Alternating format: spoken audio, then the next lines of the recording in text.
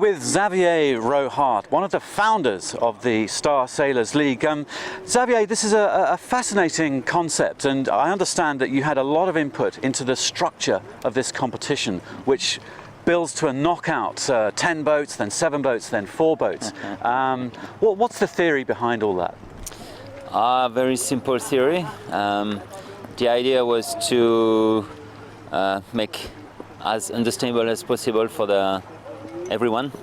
And the boats which cross the finish line, the last day, the last race, will be the winner. So that's the general concept. And all the thinking was to find the best way to go to semi-final, finals and everything, qualifying rounds. And so we try to choose this format, 3 days qualifying to qualify the best guys with the more even possible system, and then knockout. Is there a model from any other sport? Your friend and colleague Michel is talking about tennis. He mentions ATP tennis a lot. Yeah, the tennis is something very not similar, but we like the concept. We like the system, especially for the masters. So it's like this small qualifying groups and then knockout. So it's very inspiring from the professional sports, tennis, golf, and such sports like this, where individuals, people are shown and put forward than the sports itself. So it's something we try to achieve. It's interesting you use the word professional sports, and even at the America's Cup level, there's no actual prize money, whereas here the prize fund is $200,000, $40,000 for the first, $30,000 for the second, $25,000 for the third. That's unusual in small boat sailing and almost never heard of in Olympic class level sailing. It adds something, I think, to this regatta. Yeah. There was a try in the Olympic circuit 20 years ago to have prize money and something like the knockout system as we do, but it doesn't go through regarding the amount to find and the publicity to get and everything. But now with this kind of help from technology, from the 3D, from the virtualize, from everything like this, it's getting more accessible, and then we can show people distance, speed, angles, who is leading, who is not, general, and so it's something quite good. And from my side, it's very important to have this prize money system.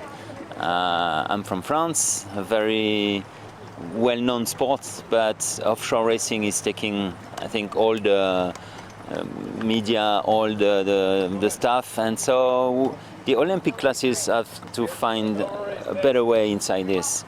So it's a good way to earn the life without having any sponsors. In this regatta, this sort of the first grand finale of your first season in the Star Sailors League, it strikes me there are 3 categories of sailor. You've got the people at the top rankings. You are ranked number 1, and then you have some wild card entries, some kind of superstar sailors like Paul Kayard, who's been away from the Star class for quite a few years, come back, and then you have rookies, the youngsters, 23, 25-year-olds, who you're kind of giving them a chance to get on. Talk about that mix a little bit. The base was to get the real star top ranked for sure. So to keep these 20, 25 people continuing sailing on the Star class and on the other boats for sure. And we try to invite, as much as possible, people from every horizon. From dinghies, big boats, small boats. So we succeed only halfway on this first event, but it's very encouraging, and it's something we are really bet on. And what is your dream? What would be, as one of the founders of this league, this is the first year, end of the first year, grand finale, looking forward to next year, 2014, how do you see this circuit progressing? The big dream, the ideal, as we said in France, is to make like a unified world title. I mean, the real idea is to be able to say, no, this is the place to deliver the world champion title. That's the dream. So now we are working on it, and we'll see. Let's see. One last question, Xavier, just while we have you here with your fantastic knowledge. You're a bronze medalist in the star class, bronze Olympic medalist. And we see a lot of Finn sailors, some 49er sailors here, a Tornado Olympic class sailor.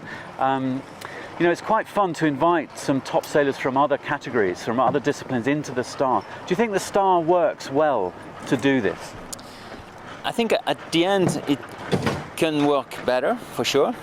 The simpler as the boat is, the smaller it is, small crew, not small, but only 2 people on board, it's the easier to progress and to make it running. So we just have to change a little bit the concept to offer more days of training for the VIP, I mean. So then they can be a little more aggressive against us. Yesterday was a little bit too much the gap, so now we see they improve during the day. So I think it's working well.